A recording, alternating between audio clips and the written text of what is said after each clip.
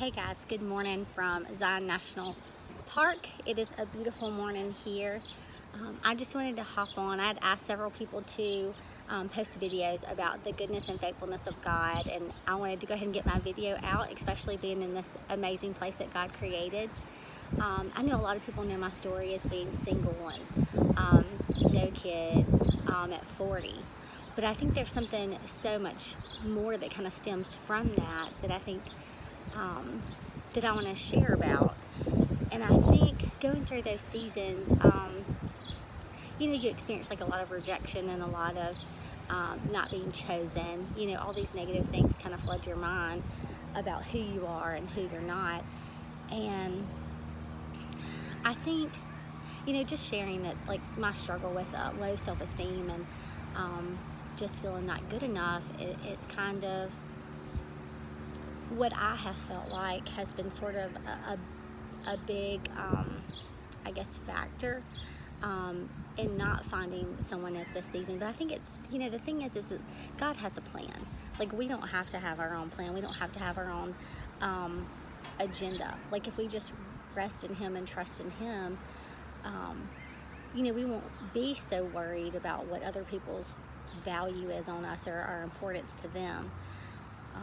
Because really, at the end of the day, like, God created us, and God doesn't create junk. And so I think it's just focusing on what He says we are, not what we say about ourselves and the lies that we believe from Satan or what someone else puts on us, but just believing like that we are created, like we're created wonderful. Like, I'm a daughter of a king, and I just want to encourage people today who struggle with, their body image or, feeling like that whatever reason people don't pick them or don't choose them. Like, you're already chosen, you're already wonderful, you're already beautiful.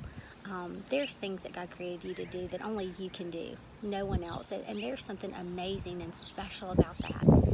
And, we all struggle in different ways. And I just want to say today that, my seasons of feeling not good enough and being so worried about things that I shouldn't worry about. Like, I don't want other people to go through those seasons. I want you to wake up every day feeling that you're amazing, that you have something great to accomplish that day, because God's going to set things before you to love on people and encourage them and point them to Him. And that's an incredible gift. Whatever the gift is that God has given you, it's going to be awesome. And so I just encourage people today to just step outside of your normal routine, do something different, look for people to care about, love on, and make today about God's goodness and faithfulness, not about getting something from somebody or getting reaffirmed for something, but just love on people because of who God is.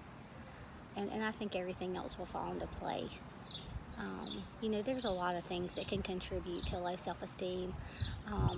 Years ago, I think I was probably 7 or 8, and I remember my grandfather. I was riding in the car with my grandfather and my brother and my mom and my mom. And I remember my grandpa, we were picking on my mom, or I was picking on my mom, and we were crossing Parker Lake, and my grandfather was like, you're supposed to be aborted when you were born. And I think we keep stuff from childhood, that then, like, we just add on more stuff, like rejection from friends, rejection from boyfriends, whatever it is, and it starts stacking up and creating this false identity of who we think we are. And I think the most freeing thing is just to let, forgiveness, just let things go.